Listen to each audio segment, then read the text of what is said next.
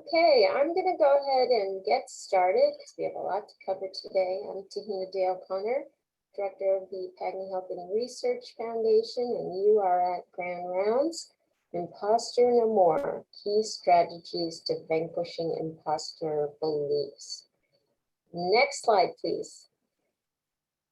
A little housekeeping. This session is being recorded and you will be able to see it in the next few days, and we will provide you the link and the YouTube link, and those are provided in the chat and when we send out this PowerPoint presentation to you. We will have questions and comments at the end of the presentation, so please feel free to unmute at those times or type in your questions and comments in the chat room. Please be sure to sign in for attendance to claim your CME or your CE through the EEDS text messaging method or website portal, which we'll show you in just a minute. And kindly complete both evaluations, the EEDS if you are looking for CME, and the one that we send you because it's very helpful for us to get feedback. Next slide, please. This week's program activity sign-in code is 50ACTS, and it's worth ½ a credit. Sign-in methods are to text the code to 828-295-1144 or visit eeds.com. Dr. Gail Gazelle has no relevant financial relationships to report in the last 12 months with a commercial interest. This activity is not commercially supported. Next slide, please. Okay, so this is the last Grand Round we're going to be having on Wednesdays for a little while. We do have this new series that we started this week on the Researcher Workbench by the All of Us database, which has been very interesting. If you're doing research at all, you will want to know about this very cool data set that is trying to collect 1 million participants of all diversities. Already they have in the database about 350,000 people, and they're continuing to build on it. And we actually have access to this database thanks to H&H signing an agreement. So if you would like to know more, please join us on Monday, May 10th from 12 to 12:30. Oh, sorry, that's going to be Monday 12 to 1. Sorry about that. And it's worth 1 credit, as is the next Monday, which will be more focused on academic research. So if you have to choose, I would pick the May 10th program. Next slide, please. Okay, Dr. Gail is giving another spot away to her very important program, Dr. Gazelle's Imposter No More, which is self-directed, so you can do it at any point that you want. And it will be an expansion of today's program. We're really excited. So if you want to have a free pass to this $199 course, please put your name and your email into the chat box and we will have a raffle at the end. Next slide, please. All right, well, I won't delay this anymore. Dr. Gail, this is our last session with you for a while. Take it away. Thank you so much, Tahina, and thank you to everybody for making this time in your busy schedule, really to nourish yourself, to work with the imposter syndrome, which I know none of you experience, but you must have friends and colleagues who do, and that's why you're here today.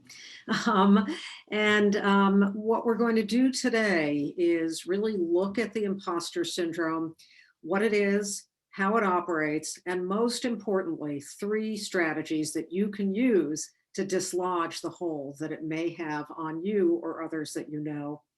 And for those of you who don't know me, I'm Dr. Gail Gazelle. I'm a former hospice physician here in Boston. I pivoted and became an executive coach for physicians and healthcare leaders about a decade ago. And I'm also a certified mindfulness meditation teacher. So we'll be drawing on some of that as we go through today's session. Now, I don't think I have to tell you just how busy the human mind is. We know that the human mind produces 20,000 to 50,000 thoughts a day, really a profound number of thoughts in every waking hour. And when we begin to really pay attention to our own mind, we learn a few things about what those thoughts are. Many of them are judgments, worries, concerns, fears, ruminations, replaying of arguments or other past events that we really have no hope of ever reliving, and also going way off in the future, a mythical future that we really can never say what will occur. And when we pay attention to the mind too, we begin to realize that some of our thoughts are actually that we are some sort of imposter, that what we know is tiny and what our peers know is massive. And with that comes along a fear that it's only a matter of time until we are found out. And then we will be the laughing stock of our institution. And in reality, as you can see from this graphic, there's probably a lot more overlap between what we know and our peers know than our mind is actually telling us. So we can think things like, everyone else is so much smarter than me. They're so much better at work than I am. They're more compassionate than I am. They all know what they're doing, and I don't. I only got here because of luck, chance. Yeah, they just needed somebody, and I fit the bill, right? We can have thoughts like we don't even belong here. We don't have the right stuff for being wherever we are in our lives and careers. And the imposter syndrome is weighty. For any of you who can relate to some of these thoughts that I'm talking about, this idea that somebody made a mistake and they're going to come along and actually our number will be called. It's a heavy load, a heavy burden for us to be carrying. And when we experience the imposter syndrome, we can't take credit or internalize our own accomplishments, can we? Again, we believe that they were just because of some sort of circumstance that really had nothing to do with us. We don't feel a sense of confidence. We doubt ourselves. We second guess our judgments. We kind of play it small in some ways, right? We don't contribute as much as we might, let's say in meetings or in research projects, because we're thinking we're not the real deal. We get very anxious if there's some kind of performance, maybe an annual review or a presentation that we have to give. That can really raise the specter of being found out as the imposter that somehow we are believing that we are. And we can have a hard time accepting praise or compliments. Again, they just kind of fall off of us because we think to ourselves that somehow we're not deserving of them. So it's a really heavy burden. And I'm not saying this to be some kind of downer. I'm saying it because I want each of you to really be aware of what the cost is to you of feeling like you're an imposter, because that will help motivate you when we get to some of the action steps that are necessary to take to dislodge the hold of the imposter syndrome. And you can see here in this funny pictorial, well, the word imposter is spelled in two different ways, but also, this kind of silly thing. There's a mouse kind of accusing the computer mouse of being some kind of fraud.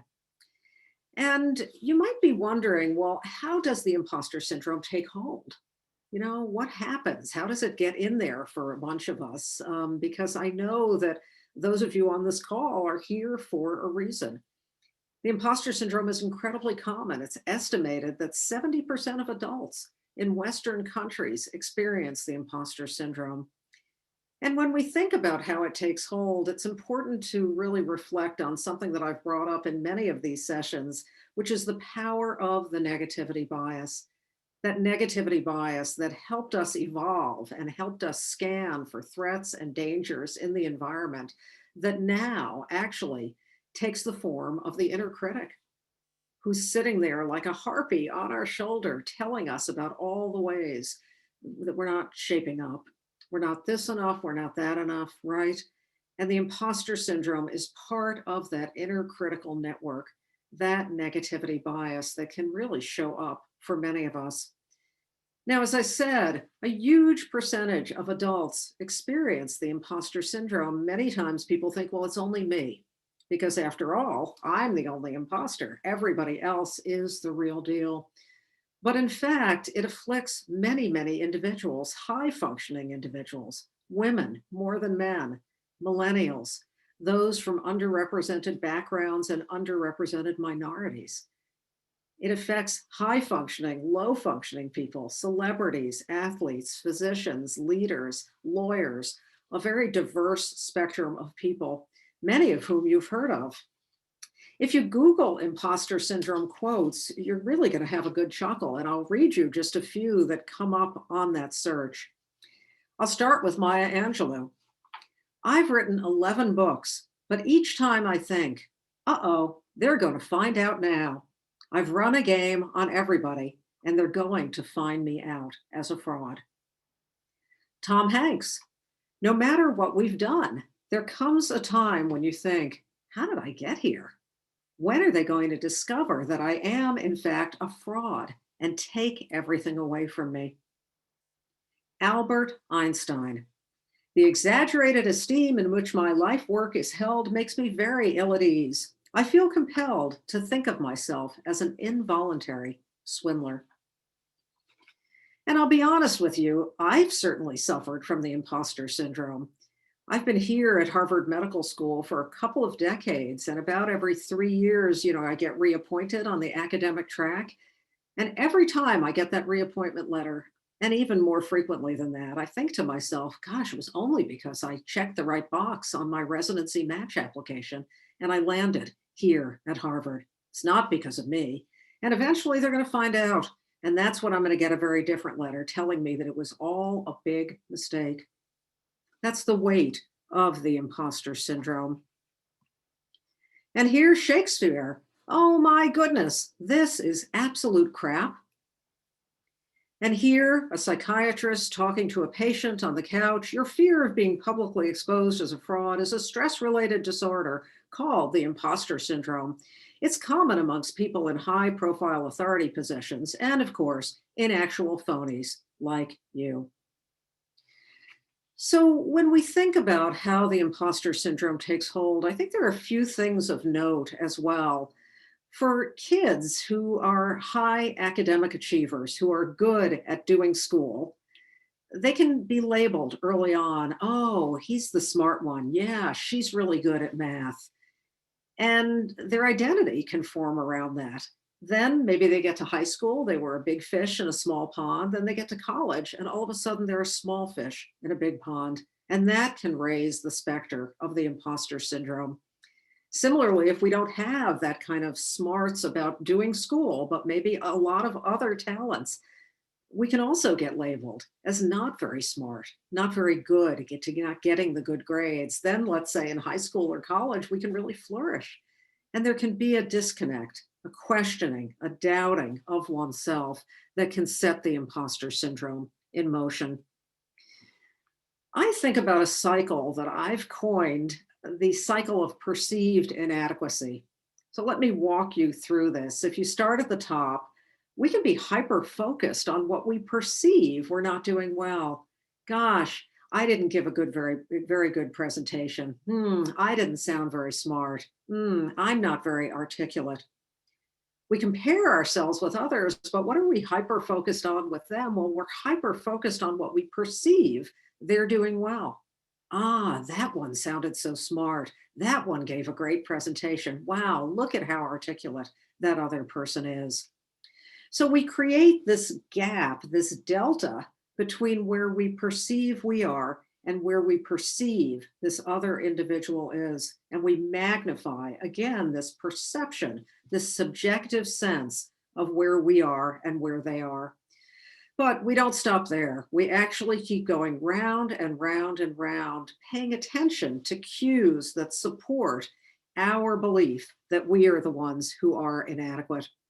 And I really want to encourage you to think about this cycle, to think about your own patterns of mind. If this is something that you do, where you kind of create this delta, all based on subjective perceptions and not actually based on fact.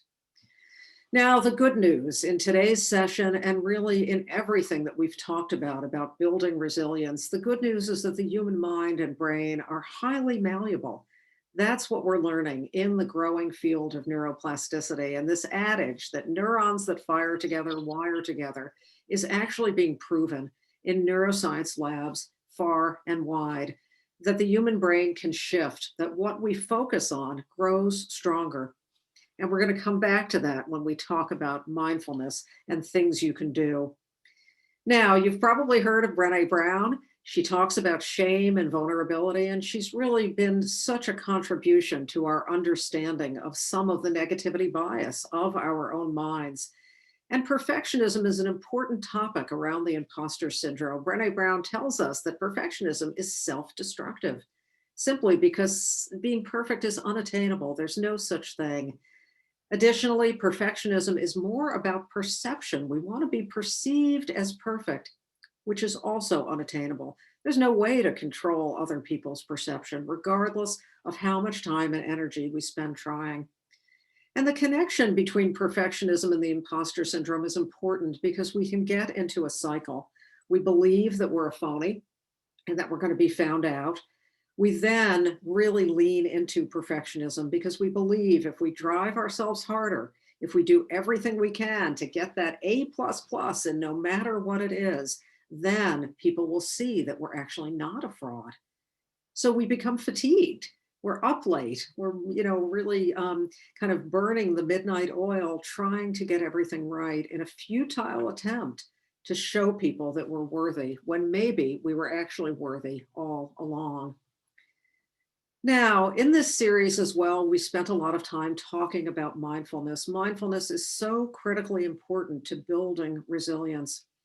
With mindfulness, we're paying attention. That's what mindfulness is. It's the awareness that emerges when we pay attention in a very purposeful way to what's going on right in front of us. In other words, we're paying attention to reality, which can lead the mind back from theories and attitudes, assumptions, abstractions to the experience itself. In other words, with mindfulness, we become aware of what our mind is up to. We get to know our patterns of thoughts. We get to know the mental stories that our minds are so good at producing. And here's the little secret. If you take away nothing else from this session, the little secret is that the imposter syndrome is simply the mind telling a story. That's actually all it is. It's a mental story that we get invested in and we replay. And as you saw in the cycle of perceived inadequacy, we very subjectively look at the data points and take them in to support the mental storyline that there's something wrong with us. So mindfulness is critically important. Now, I'm going to go through 3 very specific strategies. We had a session about strengths. And if you were at that session, you met my dog, Miss Sydney. Miss Sydney is very, very connected to her strengths. She catches the stick or the ball, and boy, she is just really, really happy, right? But we can become very disconnected from our strengths, particularly when we're teetering on the edge of burnout. And so, to dislodge the hold of the imposter syndrome, again, this very negative frame that our mind is latching onto, we need to focus on our strengths. And so, there are 3 questions that I invite you to ask yourself at the end of every day. What's right about me?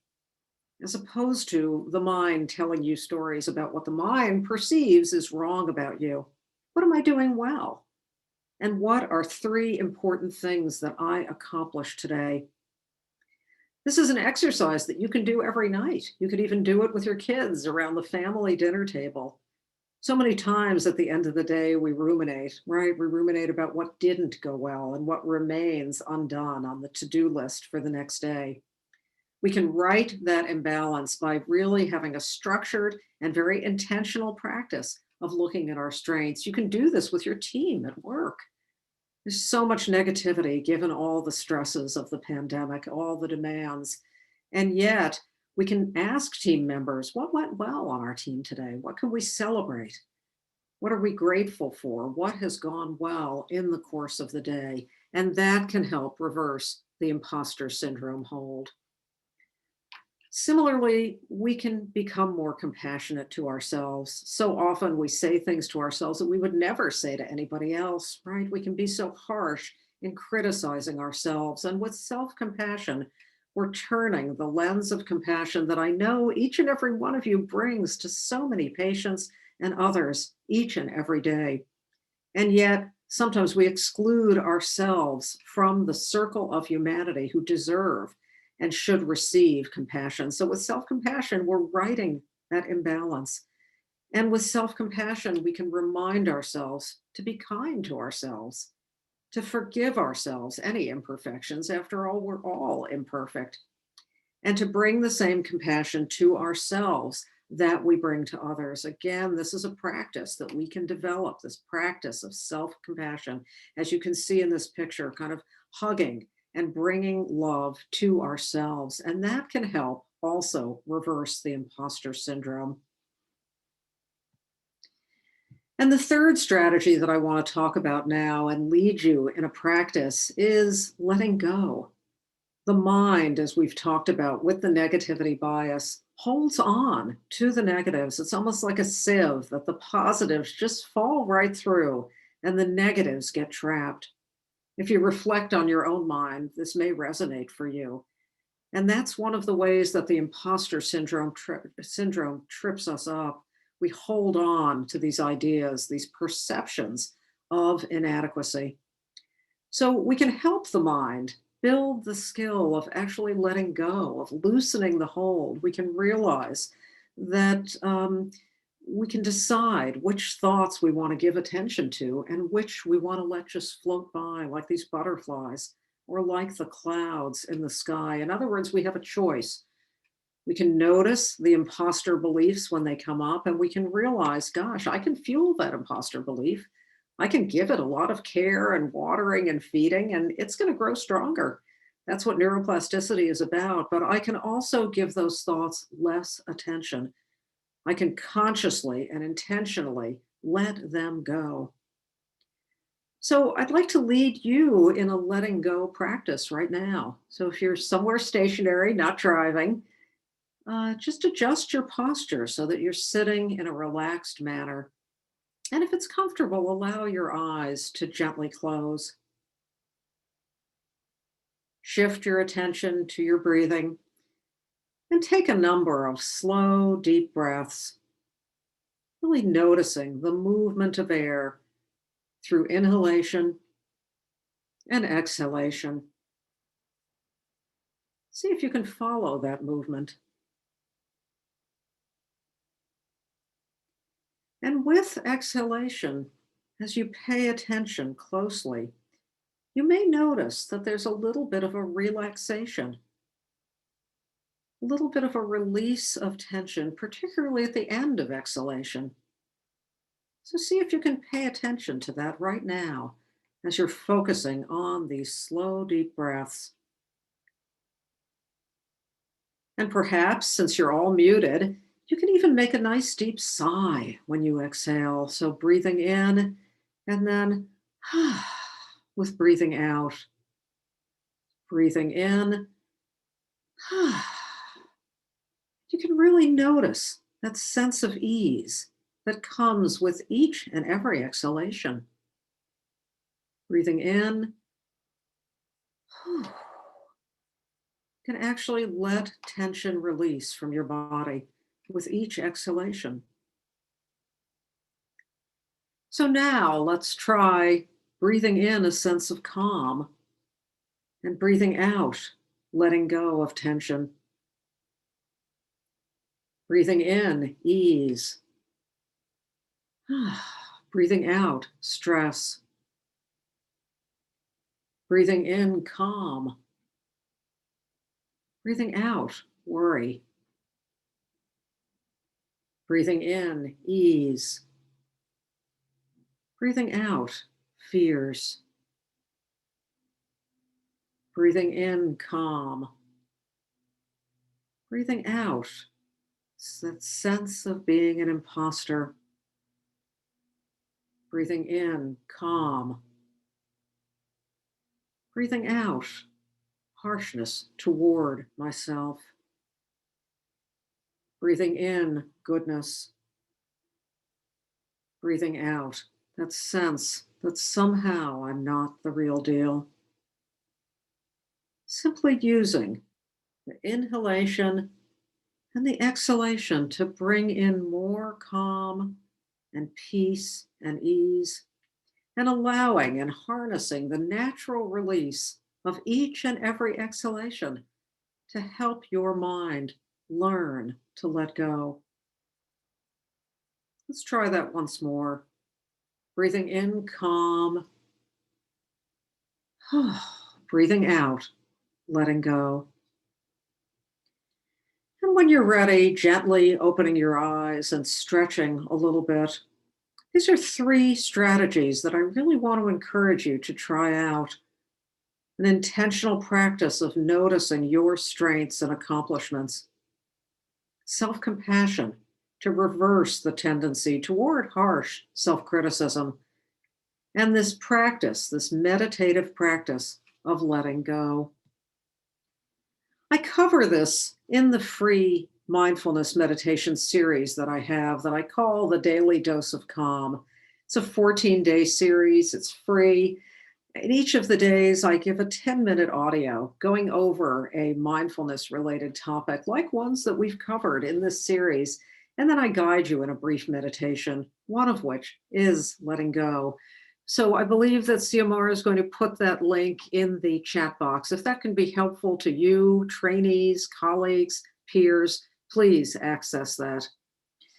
And similarly, many of you have joined a free private Facebook group that I've started based on my book, Everyday Resilience.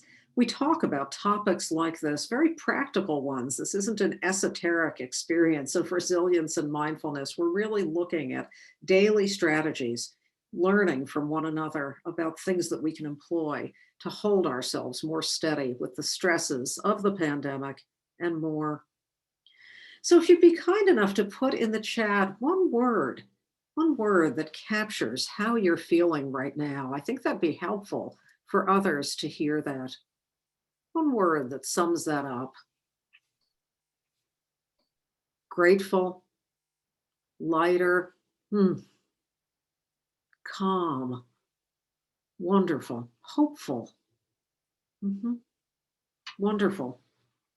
So just to read those over again, grateful, lighter, calm, and hopeful, thankful, I'm good, wonderful.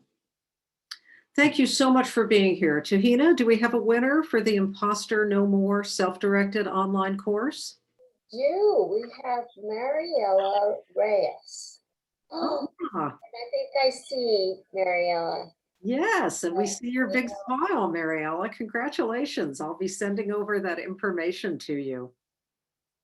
Wonderful. Again, here's the activity code for your CME 50 ACTS. You have till tomorrow at noon to sign in. Thank you, everybody. Have a wonderful day. Hopefully you won't get rained on. We'll see you next Monday, hopefully, for our new series. Yes, and thank you, VC, who writes that my book is excellent. Thank you so much. That really makes my day. Thank you. Thank you so much, everyone, for being here today. I wish you all the resilience in the world. Thank you so much. Thanks, Dr. Gale, for this great series. Oh, it's really been such a pleasure being with all of you. It's been an amazing series.